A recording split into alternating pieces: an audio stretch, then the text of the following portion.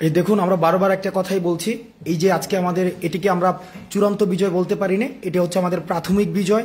অর্থাৎ ফেসিজমের যে সরকার প্রতিষ্ঠিত হয়েছিল সেই সিস্টেমটাকে আমরা প্রাথমিকভাবে উচ্ছেদ করেছি।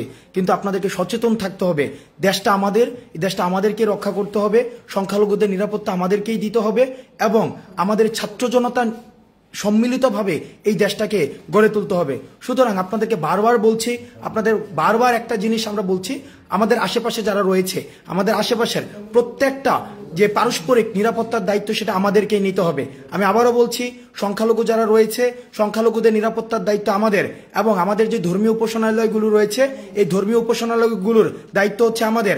আমরা প্রত্যেকে যার যার জায়গা থেকে ধর্মীয় উপাসনালয়গুলোর দায়িত্ব আমরা নিব এবং আমরা নিশ্চিত করব যেন কারো সম্পদ লুণ্ঠিত না হয়, কারোর জীবন নাশ না হয় এবং এই দেশের কোনো সম্পদ আমরা নষ্ট করব না। আপনারা যার যার জায়গা থেকে আপনারা এই বিষয়টি নিশ্চিত করবেন। আবারও পুনরাবৃত্তি করছি, এই দেশটাকে আমাদেরকে বিনির্মাণ করতে হবে, এই দেশটাকে আমাদেরকে এগিয়ে নিয়ে যেতে হবে। আমাদের ছাত্র জনতার সম্মিলিত প্রচেষ্টায় আমাদের যে বৈষম্যহীন যে বাংলাদেশের স্বপ্ন আমরা দেখেছি সেই স্বপ্নটি আমরা বাস্তবায়ন করতে পারবো।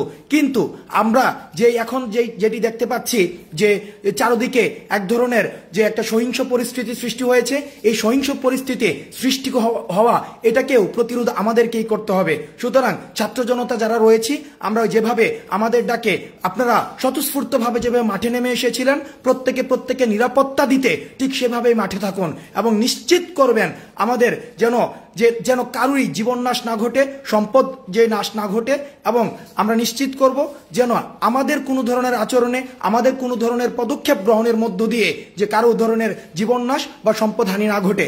বিশেষ করে আমরা দেখতে পেয়েছি, আমাদের কাছে খবর এসেছে বিভিন্ন জায়গায় যে সংখ্যালঘুদেরকে হামলার শিকার হতে হয়েছে।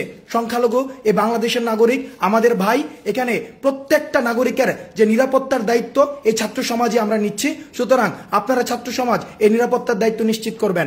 এবং আরেকটা জিনিস মনে করিয়ে দিতে চাই যে যারা গত 16 বছর ধরে আমাদের এই দেশটাকে নরক বানিয়ে রেখেছিল তারা কিন্তু আজকেই বিনাশ হয়ে যায়নি। তাদের যে প্রেতাত্মারা বা তাদের যে উত্তরাধিকার সূত্রে যারা আছে তারা কিন্তু এখনো পর্যন্ত দেশে রয়েছে। সুতরাং তারা চাইবে তাদের শেষ রক্তবিন্দু দিয়ে আমাদেরকে প্রতিরোধ করার জন্য। সুতরাং তাদেরকে প্রতিরোধ করা, আমাদের এটাও নিশ্চিত করতে হবে তারা যেন কোনো ধরনের ভ্যান্ডালিজমে অংশগ্রহণ করে আমাদের এই অর্জনকে বিতর্কিত করতে না পারে। এবং গণমাধ্যমে যারা রয়েছে, গণমাধ্যমের খবর সংগ্রহ, খবর প্রচার এবং খবর প্রসারের ক্ষেত্রে আপনারা সহযোগিতা করবেন। তাদের পেশাদারিত্বের সাথে আমাদেরকে যেভাবে আমাদের বার্তাটি সার্বজনীন এবং বিশ্বের কাছে পৌঁছাতে যে ধরনের ভূমিকা পালন করেছে সেটাকে আমরা কৃতজ্ঞতার সাথে স্বীকার করি। সুতরাং গণমাধ্যম জরুরি যে সেবাগুলো রয়েছে সেই সেবাগুলোর যে প্রসার, ফায়ার সার্ভিস, মেডিকেল সার্ভিস, সেই জায়গাগুলো আপনারা নিশ্চিত করবেন। আমাদের পরবর্তী নির্দেশনা না দেওয়া পর্যন্ত আপনারা রাজপথ ছাড়বেন না। মনে রাখতে হবে, স্বাধীনতা অর্জন করা সহজ কিন্তু সেটা রক্ষা করা কঠিন।